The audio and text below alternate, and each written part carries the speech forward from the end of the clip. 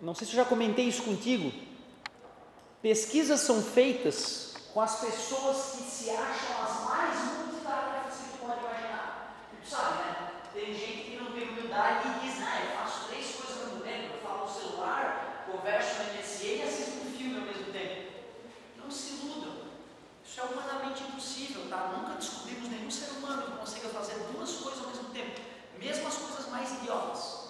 Quando a gente vai estudar o fenômeno, a gente vê que a pessoa ou está fazendo uma coisa ou outra. O que eu estou te dizendo é que se tiver um celular, vale muito mais a pena tu fotografar o quadro e ficar copiando.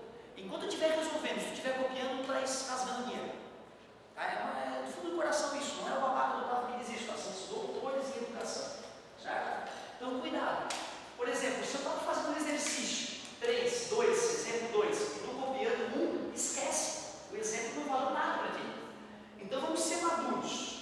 Presta atenção agora que eu vou resolver o exercício. Depois pega o teu celular e fotografa. Aí eu pego o teu amigo fotografar, depois tu passa a foto por e-mail. Certo? Copiar é uma doença em 2015. Tá? Copiar é uma loucura. Até 2015, bicho.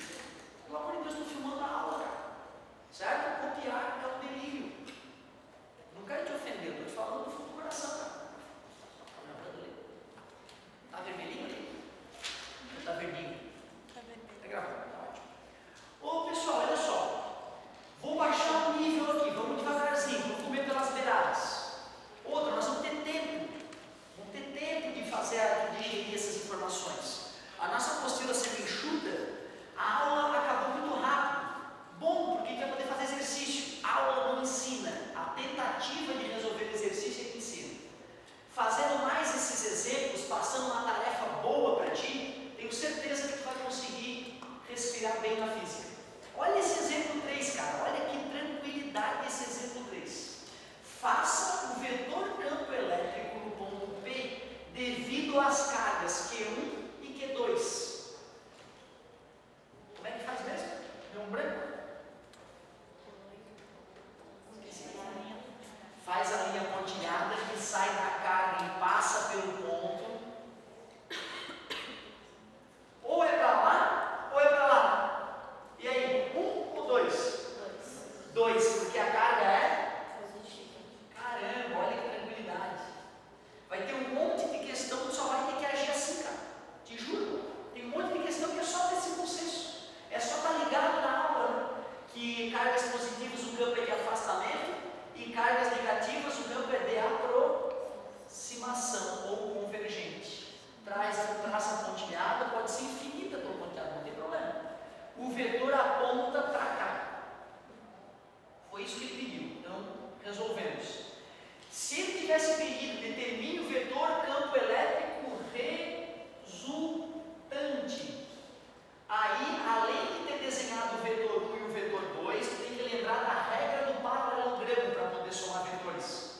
Quando os vetores têm origem com origem, para tu desenhar o vetor resultante, pega a coisa de escrever, encosta na extremidade de um dos vetores e traça uma pontilhada paralela ao outro vetor. Pega a coisa de escrever, encosta na extremidade do vetor e traça uma pontilhada paralela. Nada a ver. Pela madrugada, oh meu Deus, como é que eu tava com a cabeça?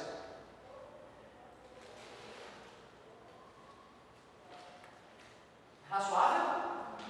O nome da técnica é honesto pra caramba, né? Regra do paralelogramo. Eu crio um paralelogramo para poder desenhar o vetor.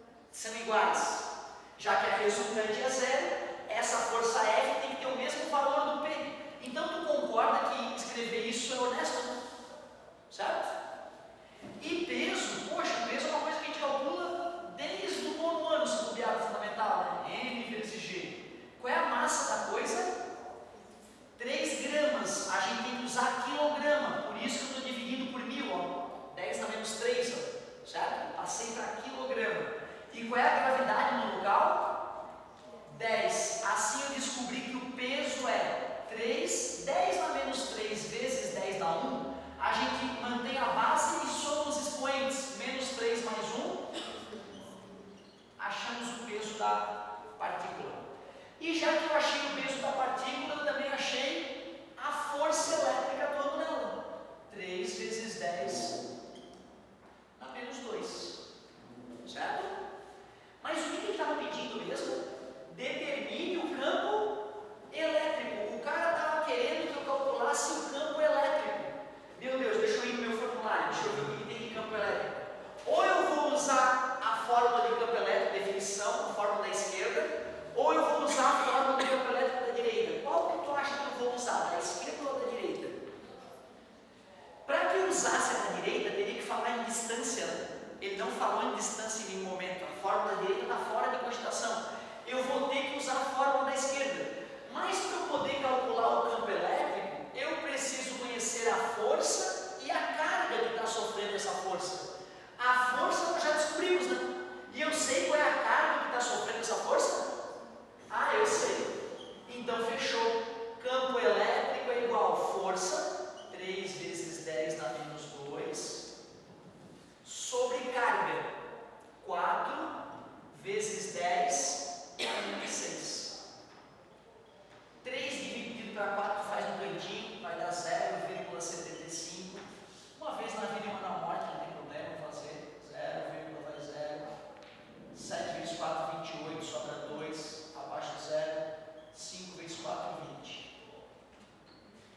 Vezes divisão de potência de mesma base. Tu mantém a base e subtrai os expoentes. Menos 2, menos 6. Aquele menos é tão perigoso. Tem emprego de tanta gente isso, cara. Menos 2 mais 6. 4, obrigado. 10 mais 4. Só para botar em notação científica, eu vou multiplicar o número da frente por 10 e vou dividir o número de trás por 10 para compensar. Sabe por que não acabou? Não acabou porque já que ele pediu para determinar o campo elétrico é uma grandeza vetorial. Tem módulo, unidade, direção e sentido. Eu só calculei o módulo e a unidade. Eu preciso dizer que direção que tem esse campo, se é horizontal, vertical, diagonal, e para onde ele aponta.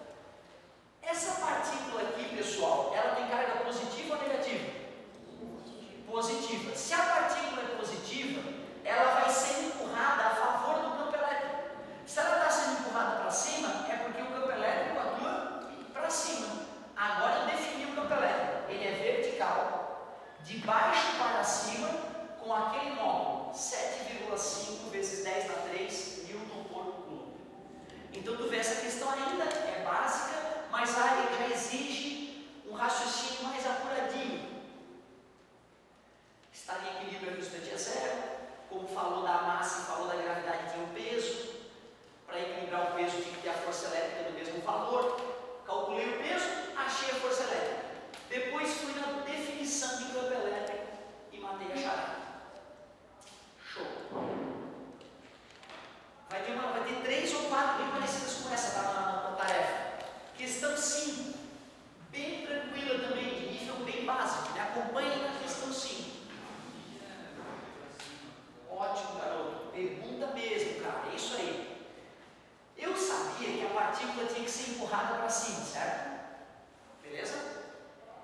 Se uma partícula é positiva, se o campo elétrico aponta para a direita, ela vai ser empurrada para a direita. Certo? Se o campo elétrico aponta para a direita e eu tenho uma partícula negativa naquela região, a partícula vai ser empurrada para a esquerda. Resumindo, eu sabia que a partícula é positiva e que ela tinha que ser empurrada para cima, então o campo elétrico tem que ser para cima. Se a partícula fosse negativa e tivesse que ser empurrada para cima, aí o campo elétrico é para baixo. Certo? Então, pelo fato da partícula ser positiva e eu querer que a força elétrica fosse para cima, o campo elétrico teve que ser para cima também. Certo? Boa pergunta. E vamos fazer assim com bastante tranquilidade, para que a gente possa avançar uma gotinha de nada e passar uma super tarefa para vocês. Então, olha só. Questão 5. Lembrando que os exemplos 1 e 2 foram muito mais apimentados do que esses 3 últimos. Um corpo está imerso em um campo elétrico de módulo 2 vezes 10 na 6 Newton por Coulomb. Qual é a letrinha mesmo que representa isso aqui? Campo elétrico é o Ezinho. É que é do inglês, tá? Electric field. Então, como começa com elétrico, a galera bota aí, certo? Anotei o dado, vamos anotar os dados. Um corpo está imerso em um campo elétrico de módulo, anotei o módulo do campo elétrico. Sabendo que o corpo sofre uma força elétrica F, 8 vezes 10 dá menos 3 newtons. Determine o número de partículas em excesso desse corpo. Como assim o cara quer saber o N, o número de partículas em excesso? Mas espera aí, para eu poder achar o N, eu primeiro tenho que achar a quantidade de carga.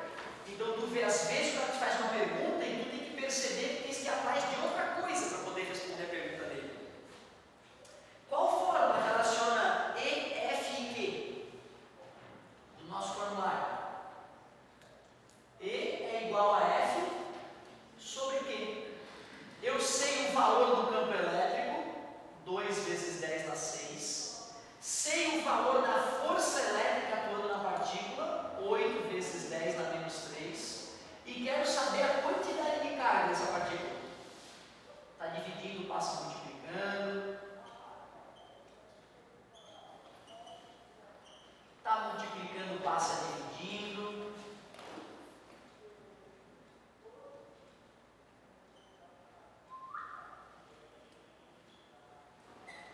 Dividido para 2 é 4.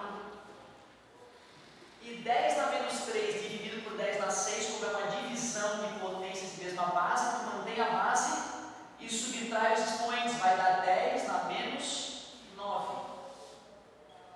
Achei a quantidade de carga que esse corpo tem. E agora que eu achei a quantidade de carga, eu posso usar a primeira fórmula trabalhada em eletrostática para determinar o número de partículas em excesso que esse cara tem. A carga eu calculei. Senhor, mas era quesinho e agora é quesão. Não te estressa com isso. 4 vezes 10 na menos 9 é igual número de partículas em excesso, valor da carga elementar. Os problemas vão fornecer isso, tá? Eventualmente tem até no próprio formulário, não só a constante eletrostática, como também a carga elementar. Professor, mas na carga elementar tem mais ou menos. Como é que eu sei se eu uso mais ou se eu uso menos? Como o corpo está carregado positivamente, eu sei que é excesso de prótons que ele tem. Por isso que eu vou usar o valor positivo. Está multiplicando, passou? 4 vezes 10 na menos 9, dividido por 1,6 vezes 10 na menos 19. O número de partículas em excesso, 4 dividido por 16, por 1,6, perdão. Igual às casas, elimina a vírgula. 2 vezes 16, 32, sobra 8, vírgula abaixo de 0. 5 vezes 16, 80. 2,5. Mantém a base, subtrai os expoentes. Fica 10 na menos 9, menos 19. Fica 10 na menos 9, mais 19. Fica 10 na 10. E aí eu posso colocar aqui, se eu quiser, ó, prótons em excesso.